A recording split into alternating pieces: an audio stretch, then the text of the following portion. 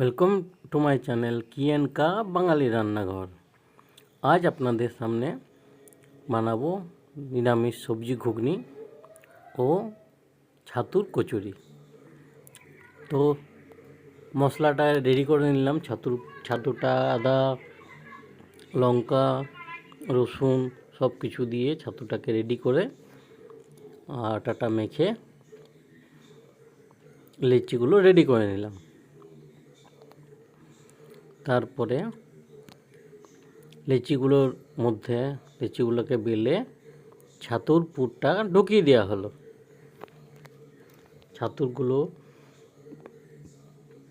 ছাতুর পুরগুলোকে প্রত্যেকটা লেচিতে ঢুকে রেডি করে দেওয়া হলো। তারপরে একসাথে বেলতে শুরু করা হবে।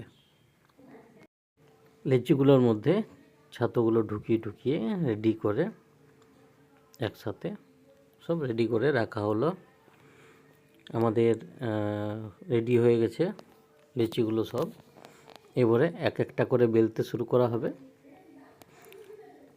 তেল দেয়া হলো কড়াইতে, গরম এখনো হয়নি, বেলতে শুরু হচ্ছে। হালকা করে লুচিগুলোকে বেলতে হয়, এই কচুরিগুলোকে বেলতে হয় যাতে পুরটা বেরিয়ে না যায়। পুরটা বেরিয়ে গেলে পুরো কচুরিটাই খারাপ হয়ে যাবে, ফুটো হয়ে যাবে, ভিতরে ঢুকে যাবে, তেল ঢুকে যাবে, তখন তেল পেচপেচে হয়ে যাবে। তেলটা মোটামুটি গরম হয়ে গেছে।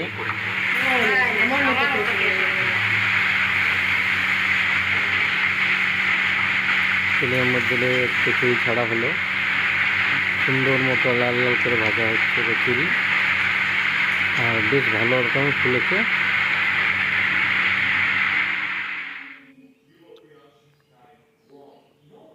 খুব সুন্দর ফুলেছে।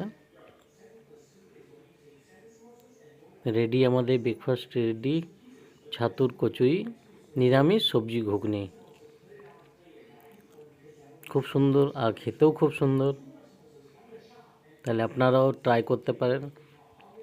আপনারাও বাড়িতে ট্রাই করতে পারেন ছাতুর কচুরি নিরামিষ সবজি ঘুগনি।